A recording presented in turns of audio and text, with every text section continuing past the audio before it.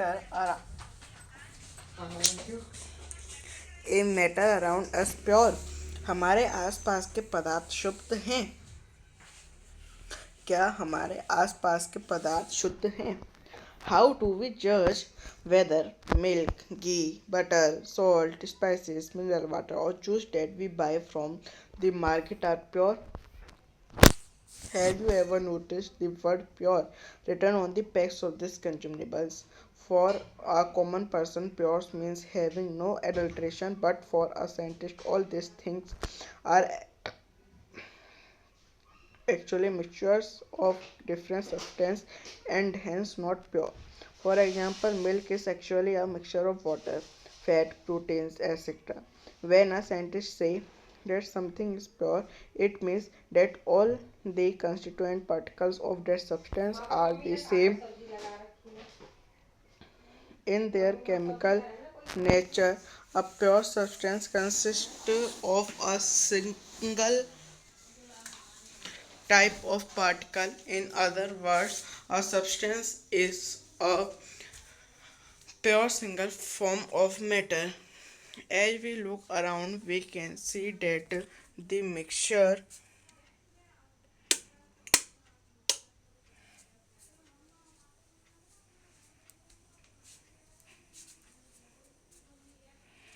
of two or more pure components, for example, seawater, soil, etc., are all mixtures.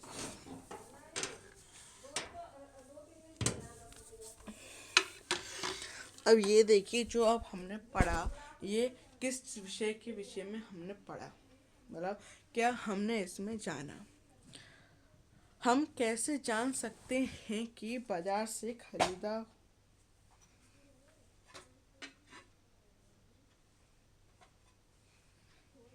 हम कैसे जान सकते हैं कि बाजार से खरीदा हुआ। देखिए, इसमें ये बोलना चाह रहा अब देखिए, इसमें ये बोलना चाह रहा है कि जो सामान हम बाजार से खरीद कर लाते हैं, क्या वह शुद्ध है।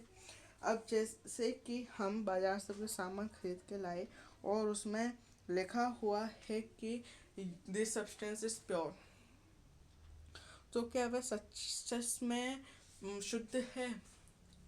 तो इसमें इसने एग्जाम्पल के लिए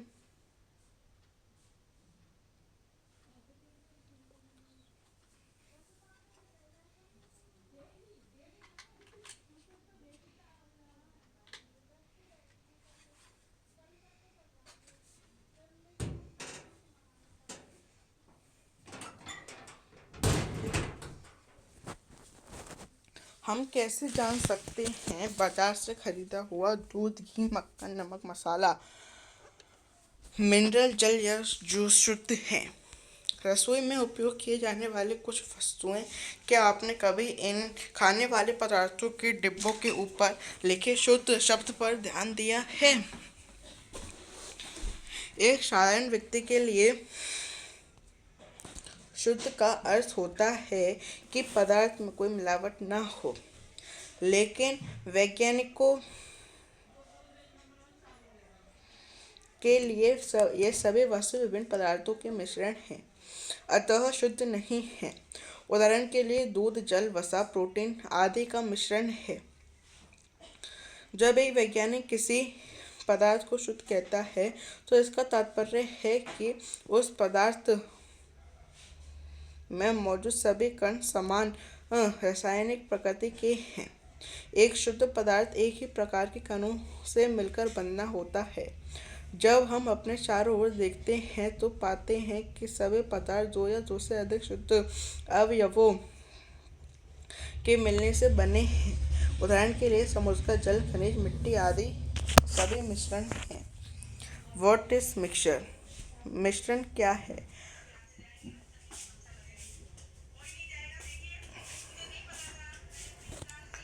Mixtures are constituted by more than one kind of pure form of matter. We know that dissolved sodium chloride can be separated from water by physical process.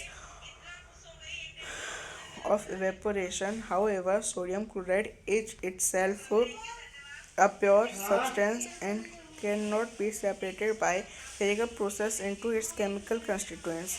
Similarly, sugar is a substance which contains only one kind of pure matter and its composition is the same throughout. Soft drink and soil are not single pure substance, whatever the source of a pure substance may be. It will always have the same characteristics properties. Therefore, we can say that a mixture contains more than one pure substance. अब मिश्रण क्या है? मिश्रण एक या एक से अधिक शुद्ध तत्वों का या यौगिकों से मिलकर बना होता है।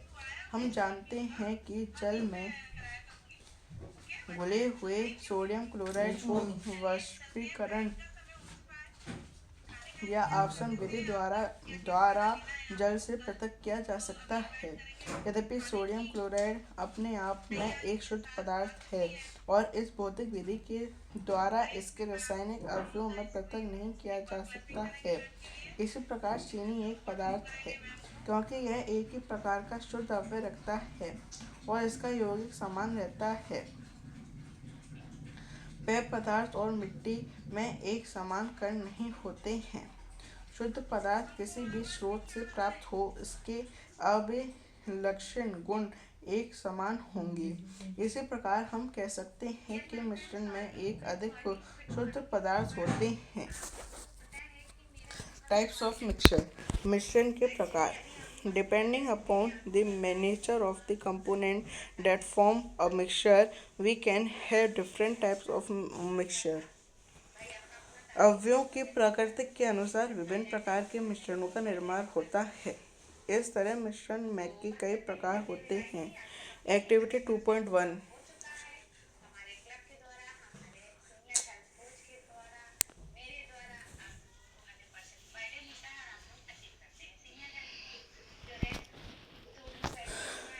Let us divide the class into group A, B, C and D. Group A takes a beaker containing 50 ml of water and open a spatula full of copper sulfate powder. Group B takes 50 milliliter of water and two spatula full of copper sulfate powder in a beaker. Group C, D and take different amounts of copper sulfate and potassium permanganate of common salt sodium chloride and mix given component to form a mixture. Report the observation on the uniformity in color and texture. Group A and B have obtained a mixture which has a uniform composition throughout. Such mixtures are called homogeneous mixture or solution. Some other examples of such mixtures are salt dissolved in water and sugar dissolved in water. Compare the color of the solution of the two groups. Through both the group have obtained copper sulfate solution, but the intensity of color of these solutions is different. This shows that a homogeneous mixture can have a variable composition. Group C and D have obtained mixture which contains physically distinct parts have non-uniform compositions. Such mixtures are called heterogeneous mixtures. Mixtures of sodium chloride and ions, fillings, salt and sulfur, and oil and water are examples of heterogeneous mixture. Activity 2.2. Let us again divide the class into four groups A, B, C and D. Distribute the following samples to each group. Few crystal of copper sulfate to group A.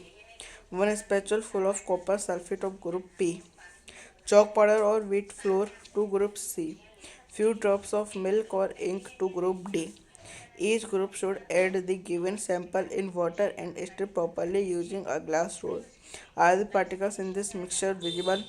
Direct a beam of light from a torch through the beaker containing the mixture and observed from the front. Was the path of the beam of light visible? Leave the mixture undisturbed for a few minutes and set up the filtration apparatus. In the meantime, is the mixture stable or do the particles begin to settle after some time? Filter the mixture. Is there any residue on the filter paper? Discuss the result and form an opinion. Group A and B have got a solution. Group C has got a suspension. Group D has got a colloidal solution. Now we shall learn about solutions, suspensions and colloidal solutions in the following section.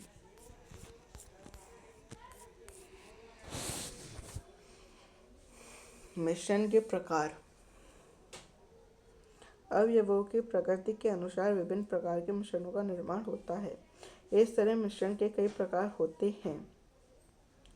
क्रियाकलाप 2.1 कक्षा को अ ब स और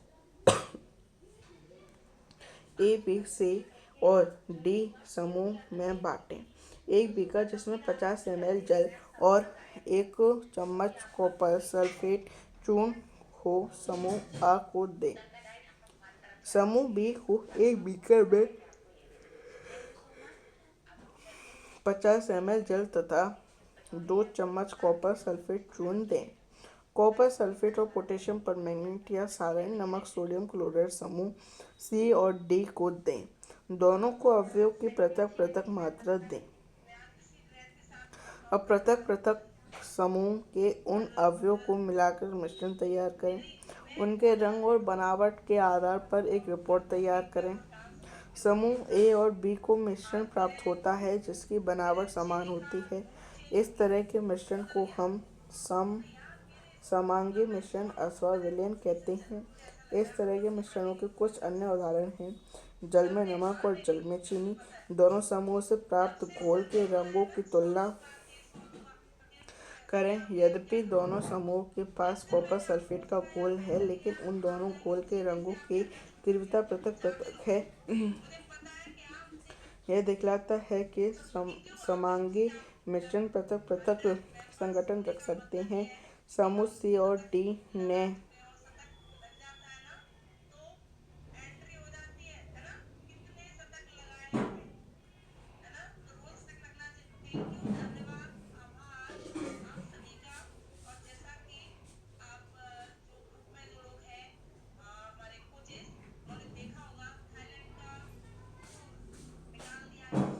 जो मिश्रण प्राप्त किया है उनके अंश भौतिक दृष्टि से पृथक हैं। इस तरह के मिश्रण को विषमांगी मिश्रण कहते हैं। सोडियम क्लोराइड और लोहे के छेलन, नमक और सल्फर एवं जल और तेल विषमांगी मिश्रण के अन्य उदाहरण हैं।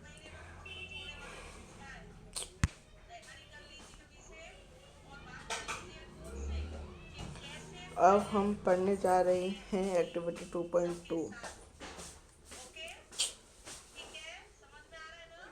आइए पुनः कक्षाओं को 4 समूहों में समूह ए बी सी और डी में बांटें। प्रत्येक समूह को नीचे दिए गए नमूनों में से एक दें। समूह अ को कॉपर सल्फेट के कुछ क्रिस्टल दें। समूह बी को 1 चम्मच कॉपर सल्फेट दें। समूह सी को 1 चौक का चूर्ण गेहूं का आटा दें और समूह डी को दूध स्याही के कुछ बूंद दें। छात्रों को कांच की छड़ की सहायता से नमूनों को जल में मिलाने को कहें। क्या कण जल में दिखाई देते हैं? अब टॉर्च से प्रकाश किरण को बीकर पर डालें और इसको सामने से देखें। क्या प्रकाश की किरण का मार्ग दिखाई देता है? अब मिश्रण को कुछ समय तक शांत छोड़ दें। इस बीच मिश्रण छानने वाले उपकरण को तैयार कर लें। क्या मिश्रण स्थिर है या